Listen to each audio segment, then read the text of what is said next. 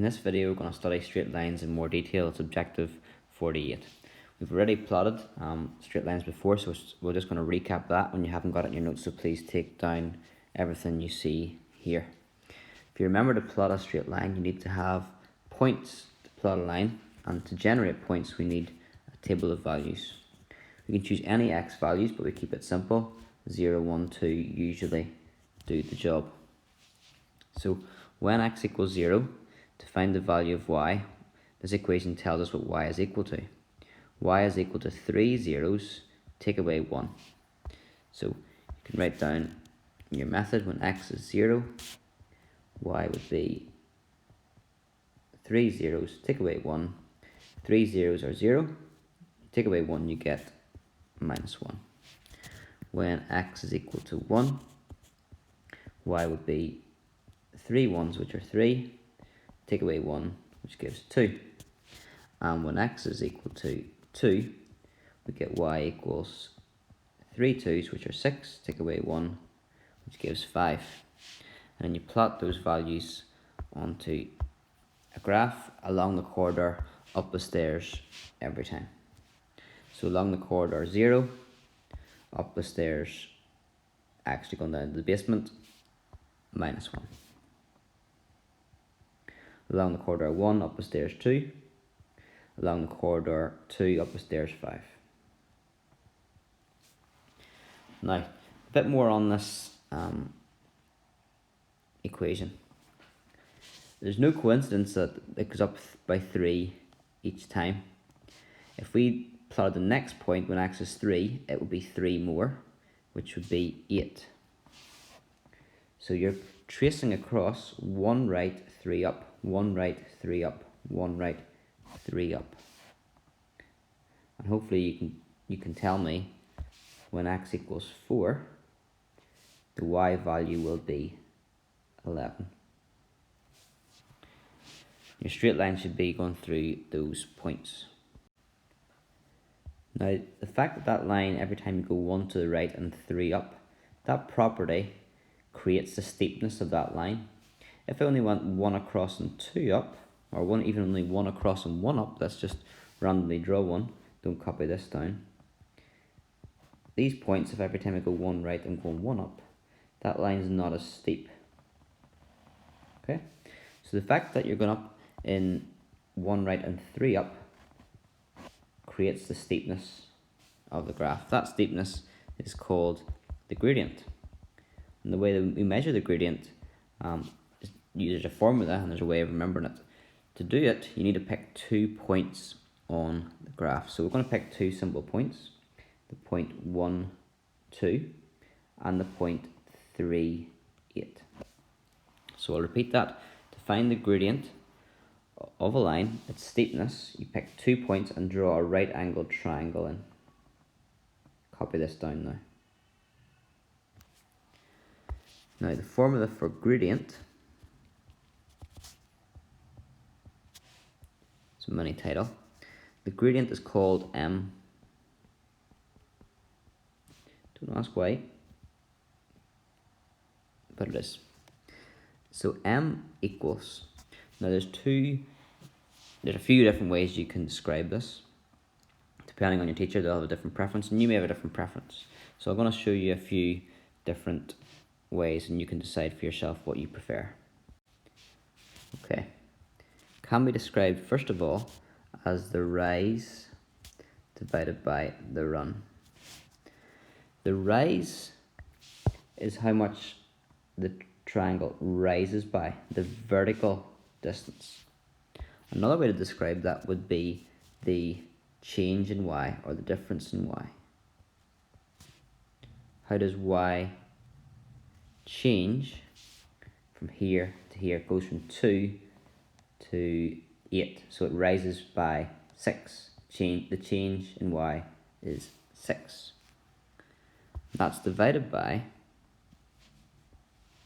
the run. The run's how far the triangle runs across. And that can be described as how does x change. It goes from 1 to 3. So the x change is 2, or the run is 2. So the change in x. if you're being very mathematical, you could give these points a name. Call the first point x1, y1, and the second point x2, y2.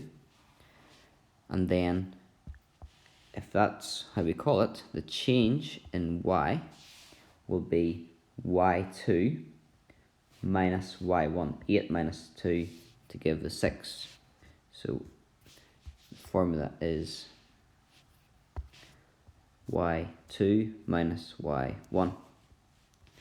And the change in x is between the x value being 3, so x2, and the x value being 1, x1. x2 take away x1. I'll run through all these again, so don't worry. Okay, so let's start again. If we wanted to find out the gradient of this line, the gradient being how steep the line is, you pick 2 points, x1, y1, x2, y2. They represent the x coordinate 1 and 2 for the y coordinate, and the other one 3 and 8. You then want to measure the rise, that is the change in the y values. That would be y2 minus y1. So in this case, that is 8 take away 2. That's your y values. And then you divide that by the run. That is the change in the x values. That is x2 minus x1, which is 3 take away 1. So that is 6 divided by 2, which gives you 3. And that's no surprise, the number 3. To start, remember, it was 1 right, 3 up, 1 right, 3 up, 1 right, 3 up. The graph's gone up by 3s. That's why the gradient is 3. Okay, so you should be able to plot a line, and you should be able to find its gradient by picking 2 points. You use this formula for gradient, either this one, or this one. They're all the same thing. If you're happy with that there, you can move on in the video, but if I'm just going to give you 2 examples and practice this, not for your notes, just to show you what to do again. Let's say we're going to try and find the gradient of the red line. I need to pick 2 points. To pick some awkward point like randomly, it's hard to know exactly what the values are for x and y. So you pick 2 what I would call nice points that go through the corners. So this point here, 2, 5, looks quite nice. And this point here, 3, 9. What a beautiful point. From those, I can draw a nice right angled triangle. The gradient is the rise over the run, or the change in y divided by the change in x. What's the change in the y? It goes from 5 to 9, which is 4. And then it runs across. The change in the x value is 2 to 3, so that's 1. So the gradient is m. Remember, m stands for gradient. The gradient is 4 divided by 1, and 4 divided by 1 is 4. I.e., that line, every time you go 1 across, goes 4 up every time. The number being 4 makes it steeper than the last one. It had a gradient of 3. That line's not as steep as this line would be. What about the blue line then? Well, the blue line, let's pick 2 points for it. That looks quite nice there, 2, 2. That could be confusing. Let me go actually with this one here. 0, 3 and 6, 0. Big right angle triangle there.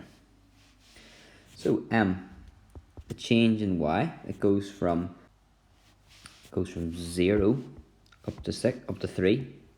So 0 take away 3, and then it goes from 6 to 0 along the x-axis, so 6 take away 0. So that's minus 3 divided by 6, which is minus a half. Now that might have been a bit confusing there. Why not just 3 and 6? 3 is the rise and 6 is the run. Well, actually, if you notice, this line's going what I call downhill. It's got a negative gradient because it's going downwards as opposed to going upwards. We call the gradient the rise over the run, but it's not. This triangle is not rising; it's falling, Okay, as it runs across, that's a fall, it goes downwards and then right. So the 6 to the right is positive, but the 3 is going down from that point, so it's a negative 3. If that confuses you, just work out 3 divided by 6, and then when you spot the line goes downhill, make sure you put a negative in front, because it would be a negative gradient. If you do the y2 minus y1 divided by x2 minus x1, you'll have no problems. It should give you the sign correctly. Okay, so to summarise that, positive gradient lines go uphill, negative gradients go downhill. Yeah. Okay, we'll finish with this question. Put this into your notes. We have to find the gradient of the line which passes through these 2 points, 2, 5 and 6, 7. So I do like to sketch that out to see what's sort of happening. We've got 2, 5, 2 across and 5 up, 2 and 5, and then 6, 7. 6 would be a good bit further on, 7, not much more. So that's the line segment. That line will go on in that direction. So I can see what I'm sort of expecting. It doesn't look very steep because it's going more in the x direction than it is up in the y direction. So to get the gradient of that line, remember gradient m is the rise over the run, or the change in y over the change in x. But that makes no sense until you've got 2 points. But here we have 2 points. With 2 points which you can make a triangle with. It goes 4 to the right and it goes 2 up. So the rise, the change in y is 2, and the run, the change in the x values is 4, so the gradient would be a half. If you're using the formula, you would say y2 minus y1 over x2 minus x1. That formula is brilliant, but if you don't remember it, it's useless. So if you're choosing a formula, which is a good approach, what you're saying is you're committing to remembering that formula as opposed to remembering change in y over change in x. So y2 minus y1, let's take this to be your y2 value, 7, minus the y1 value, 5. And then the change in x, this was our y2 value, so it has to be our x2 value, 6, and our x1 value, 2. So 6 take away 2. So that also gives you 2 over 4, which is your half. Now you only need one of those methods in your notes, so this one here, which you'd need the diagram for, or the formula, this one here. Advantage is you don't really need to sketch it out, it'll work. With just using this here, you can actually just call this x1, y1, x2, y2, no diagram required. I like a diagram though, myself. Finally, just like to say, if you have a line that is horizontal, then it's not going upwards at all, there's no rise. So when you do the gradient is the rise of the change in y over the change in x.